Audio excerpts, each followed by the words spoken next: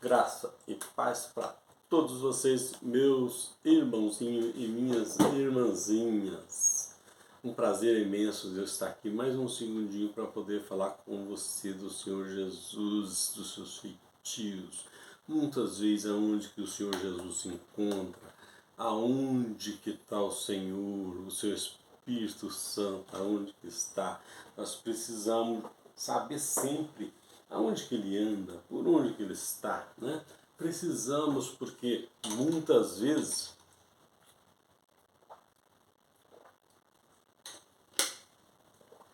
nós andamos por aí, Jesus está na minha casa, Jesus vai comigo no caminho ali, né, do meu lado, Jesus vai aqui no meu carro, eu fico senta ali no banco, do lado do outro, eu sento para comer, Jesus senta aqui na mesa. As pessoas não sabem onde que Jesus se encontra. É por isso que faz isso. E se ele soubesse, ele sabia que Jesus está derramado no coração de todo o ser humano através do Espírito Santo dele. Então, aonde você está, Jesus está. Você fala, você trabalha, você faz o que você achar que pode fazer, é porque o Espírito está. Se o Espírito sair do nosso corpo, cai em um corpo morto. Não tem mais nada. A vida nossa depende do Espírito Santo. E por isso que Jesus disse, você acompanha ele, que você não anda em treva, mas será a vida eterna. Por quê? Porque quando esse corpo aqui cai na sepultura, é para pagar, para os pecados que esse corpo morreu. Para Deus, não, que Deus nunca é o corpo. O carne e sangue não reina o reino de Deus, tá? Só entra no reino de Deus é o Espírito.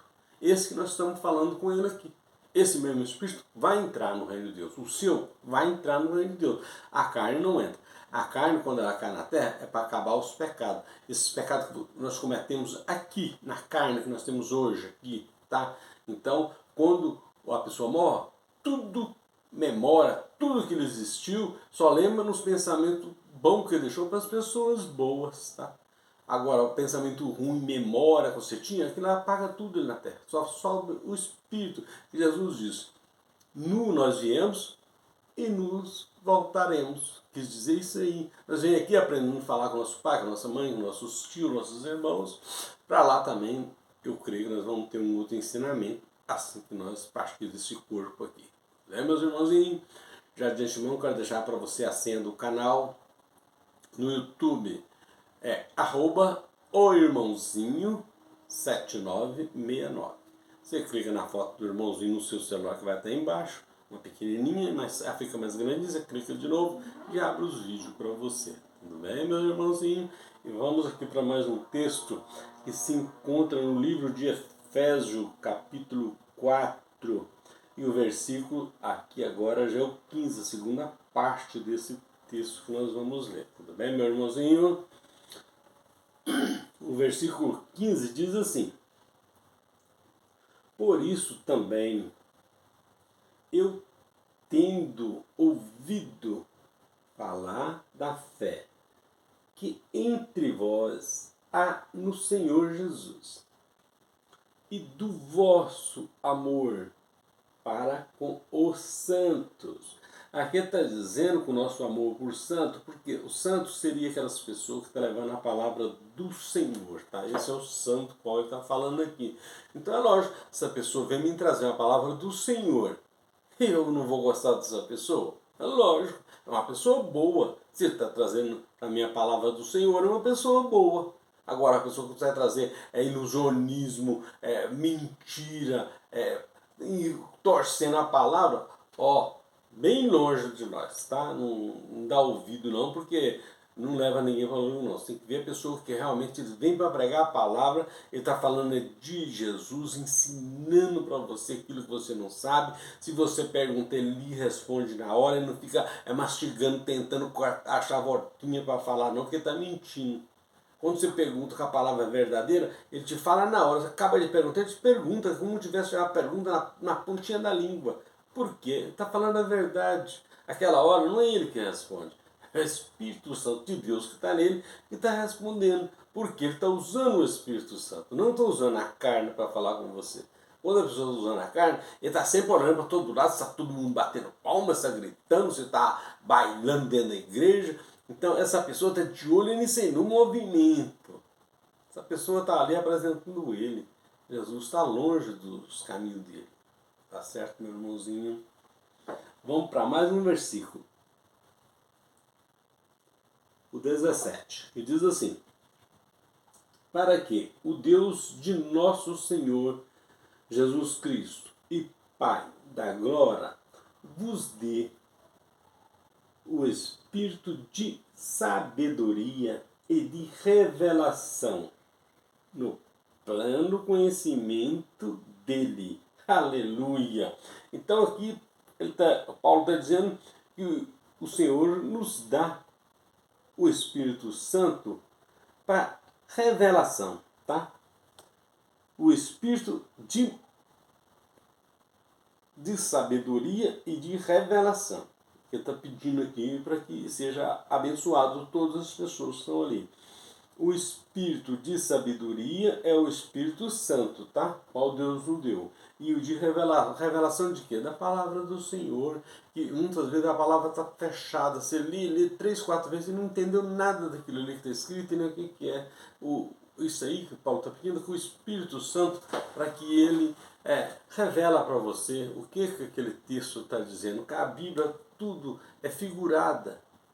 Ou em parábola, tanto faz a mesma coisa, está sendo falado. Tem parábola, mas lá no hebraico está escrito é figurado, porque eles falavam muito em figura, nós que não entendemos em figura. Os hebreus, entendem em figuras. Então, por isso nós precisamos do Espírito Santo nos revelar a palavra do Senhor Jesus. Tá? Não adianta você falar homem, vai lá e está revelando, não, que o homem está revelando coisa dele, não coisa que o Espírito Santo está colocando aqui não, tá?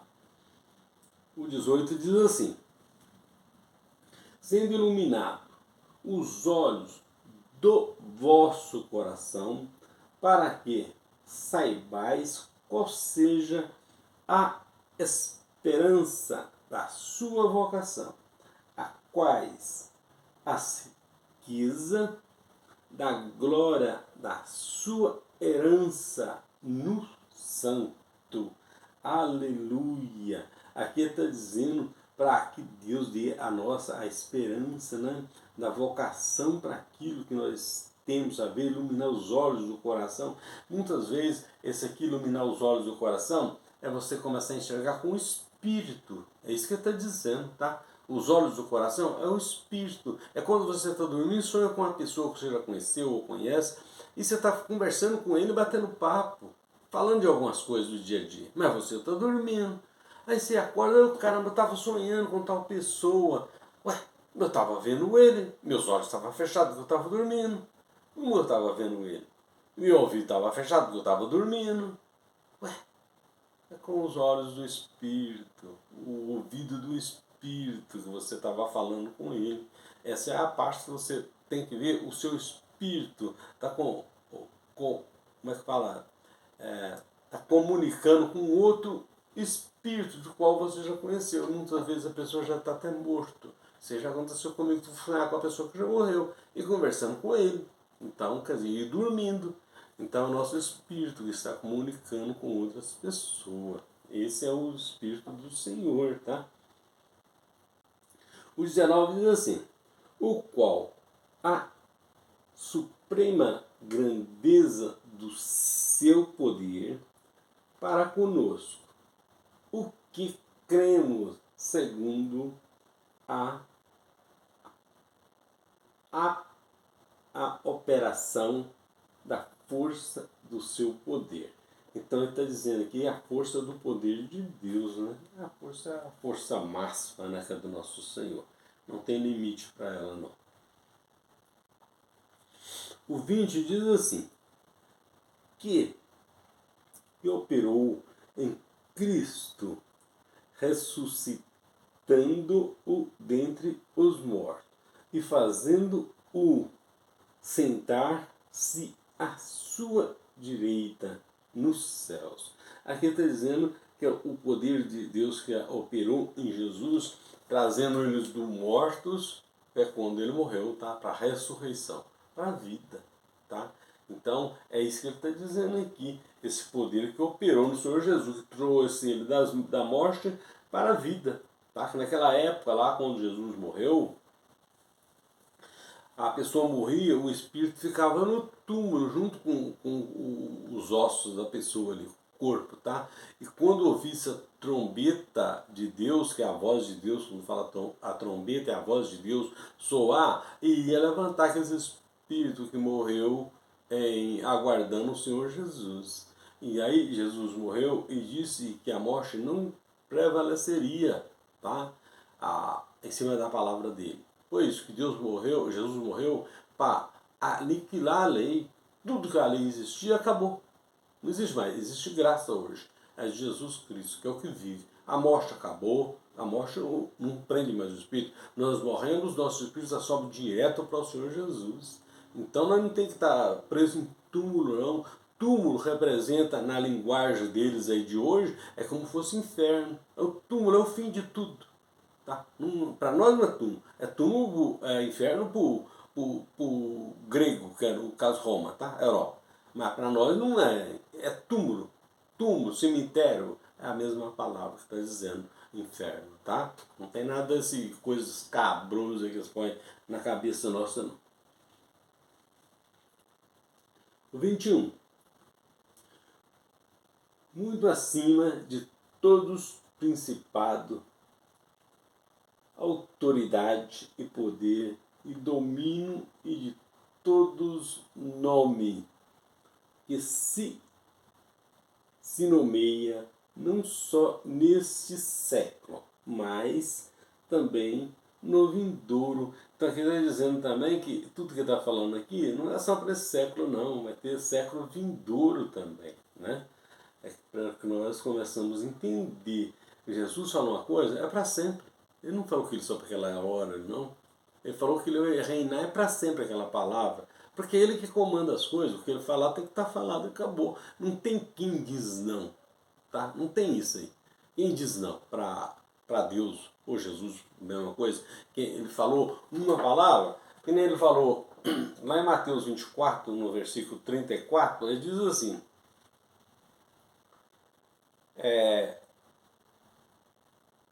os apóstolos fazendo pergunta, né?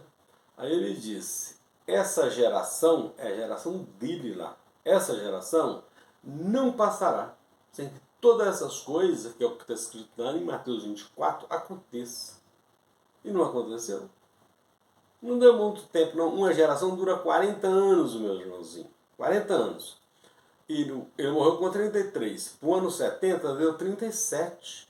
Faltou 3 anos para 40 ainda.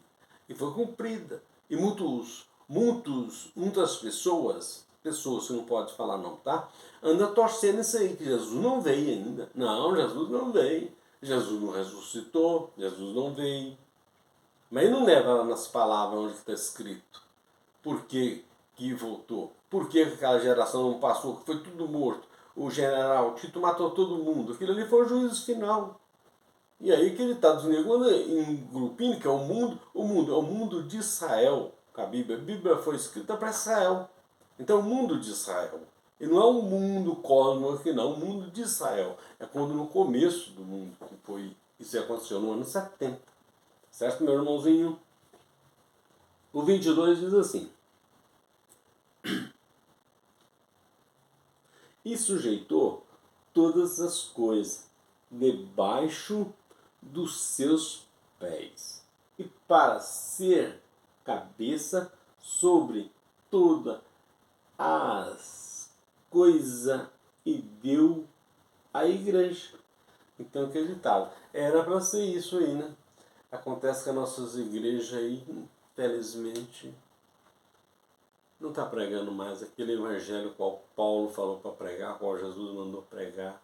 Tem muitas coisas aí que não está batendo, meus irmãos. O sistema aí, estamos, como diz outro, estragando o evangelho, transformando o evangelho numa coisa aí que para ele é coisa de brinquedo, né? Não é coisa séria. Deus que falou não é coisa séria. E muitas vezes ele sabe que está com o Espírito de Deus e fazendo essas besteiras. E muitas vezes também não sabe. Mas tem muitos deles que sabem. Está fazendo isso em troca do dinheiro. Fazendo do dinheiro como fosse Deus. Né? Nós não podemos fazer isso aí, não. Deus é acima de todas as coisas, é o nosso dono. O 23 diz assim, que é o seu corpo, o complemento daquele que cumpre toda em todas as coisas. Aquele que cumpre tudo em todas as coisas. É isso que está sendo falado aqui, que é o Senhor Jesus. Né? Aquele que está cumprindo a palavra do Senhor. A palavra dele ela vem crescendo. Muitas pessoas dizem que a palavra da Bíblia é viva. É viva por quê?